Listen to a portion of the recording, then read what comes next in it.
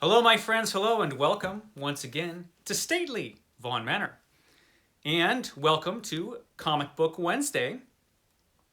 Wednesday, where Steve Donoghue and I, on our respective channels, will each talk about a specific comic book subject and give our own takes on that specific comic book subject. Lately, we've been talking about DC Comics, and today we are talking about a DC comic book character. And the character that we're talking about is DC Comics' Silver Age science fiction hero, Adam Strange. Yes, Adam Strange, the coolest character you probably haven't heard about. But some of you out there have heard about Adam Strange. You dedicated comic book readers know all about Adam Strange. Yeah, Adam Strange, who was created by Julius Schwartz in 1957. DC Comics was looking to do a science fiction superhero. And Julius Schwartz came up with the idea for Adam Strange. He enlisted as a writer, the best writer he had, which was a guy named Gardner Fox. You will be familiar with Gardner Fox if you saw the video I did on the Silver Age Justice League. Gardner Fox was a very prolific comic book writer. He wrote literally tons of comic book stories. If you put all the comic book stories, all the comic books that his stories were in together, they would weigh a ton. Because he wrote a lot, this guy. And he wrote a bunch of other stuff in his career. He wrote a bunch of novels. He wrote science fiction novels, fantasy novels. He did a lot, Gardner Fox. Interesting guy. Wrote very plot-heavy stories. He was fascinated by science fiction. And so he really was the perfect guy to write this comic book. This was the perfect comic book for him to write at the perfect time for him to write it, which makes it a really, really special thing. The Silver Age Adam Strange. Now, there were Adam Strange comic books that came after the Silver Age because he's kind of a popular character. So he's come and gone as a character.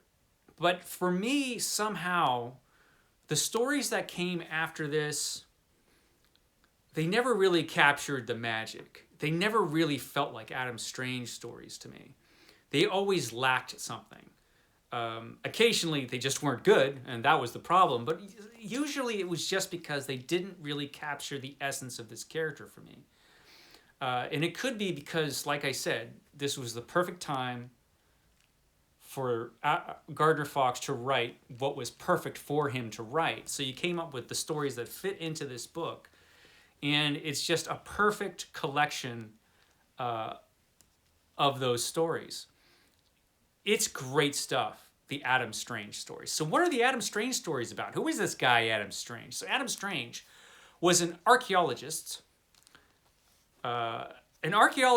who bears in his first story kind of a resemblance to another adventuring archaeologist we encounter later on in the 80s. But he was an adventuring archaeologist who was zapped by a zeta beam, which came from the planet Ran, or Ron. I'm not sure. I'm just going to call it Ran.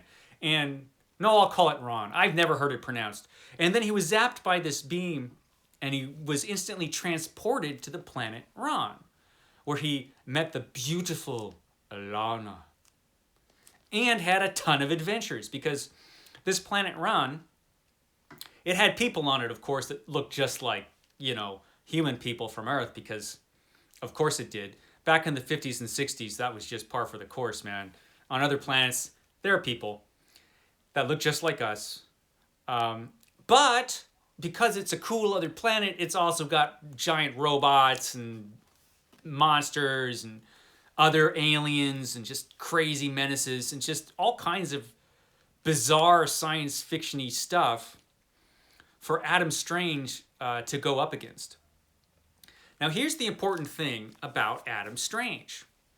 One of the things that makes him an interesting hero. There are a few things that make this comic book interesting. Adam Strange was just a regular guy. He was armed only with his spacesuit, as you see on the cover here. his jetpack and his ray gun. That's pretty much what he had. But that isn't what he used to conquer these menaces and what made him a hero on the planet Ron. Everybody on Ron can get this stuff. So anybody potentially could do what he does on the planet Ron. But you see, Adam Strange has something even more important than all of those things, even more important than his jetpack or his ray gun. Well, he had two important things. The most important thing was Alana. He had Alana backing him up. Alana was his girlfriend. They fall in love. And interestingly, for a Silver Age comic, you get the real sense that this is a real relationship between these two. Alana wasn't just this kind of cringing character. Oh, save me, Adam Strange. She was more of a partner, and she would share in his adventures. And that was kind of cool. So he had great backup in his adventures, but he also had the other important thing, which was his brain. This guy, Adam Strange, was way smart. He was clever. He knew how to overcome problems. This came across very realistically because he was written by a guy who was really, really smart. Gardner Fox was a smart guy. And you can tell he was a smart guy with a ton of ideas just bursting out of his brain just from these stories. Just a ton of super imaginative stories. They're very plot heavy, like I said. Basically, Adam has to figure out how to overcome whatever terrible thing is happening in the particular issue that he's in. By the end of whatever that adventure is, the Zeta beam which transported him to Ron will wear off, and he'll instantly be sent back to Earth. And he will have to figure out when and where the next Zeta beam from Ron is going to hit. And he knew where all of them were going to hit because when he was there the first time, he took notes of where these Zeta beams were going. They were a beam that was used originally for communication, but just, it turns out, actually transports people back and forth between these planets. It all makes sense when you read the stories. So at the end of every comic book, he was sent back to Earth. And so he would long for his lost love and wait to find the next Zeta beam, which would get him back to Ron temporarily. This played up the same kind of thing, the same kind of angst that John Carter of Mars experienced when he was sent back to Earth at the end of A Princess of Mars, a book that Gardner Fox knew very well. So he used that little bit from that book at the end of every one of these stories to add emotional depth to the whole thing. Most of these issues are illustrated by Carmine Infantino, one of the best DC comic book artists from the 50s and 60s. Carmine Infantino was interesting, a legendary artist who drew the original Flash stories and these stories and a bunch of other stuff. Eventually, he went to work for Marvel. His style underwent a very peculiar change. His later stuff that you see in the 70s and early 80s, for example, it's kind of weird if you compare it to this more traditional stuff that you'll find in this volume. He did a series he was the artist on Star Wars comics for Marvel for a while, and his Star Wars comic books were just strange. But at this point, what? I'm doing a video.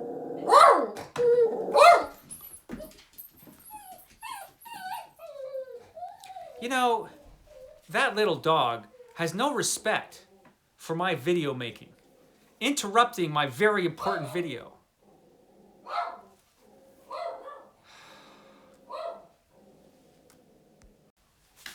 Why are you so bad? You devilish space creature.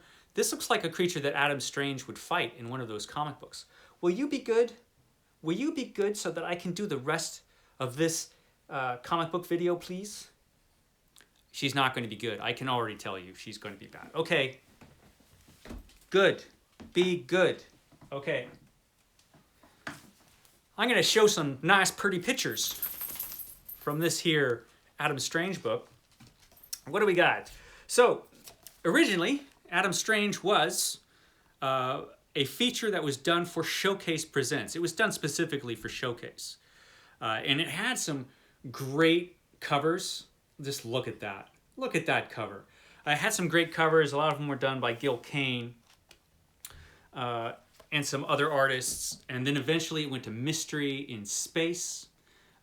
Just fantastic. Now, a lot of these covers they came out with the covers before they came out with the plot for some of these comic books. And at the end, you have this issue here. You have Adam Strange. Oh, I can't wait to get back to you, Alana, my love. Yeah, that's how they end up every issue. One thing I wanted to show you from the very first Adam Strange story, which I think is kind of funny. This was the very first Adam Strange story, which was in Showcase Presents. This is Adam Strange as an adventuring archaeologist. You will notice he looks a little bit like another adventurous archaeologist that we are familiar with. He's getting shot at by spears and arrows from these angry natives there. This is just, I mean, just look at that. This is just Indiana Jones all over, except for he actually loses his hat. Indiana Jones never did. But I just thought that was kind of cool. He was Indiana Jones before Indiana Jones existed. And then further on, you have these great adventures and mysteries in space. The Adam Strange adventures. There's Alana there. There's Adam Strange in his cool spacesuit.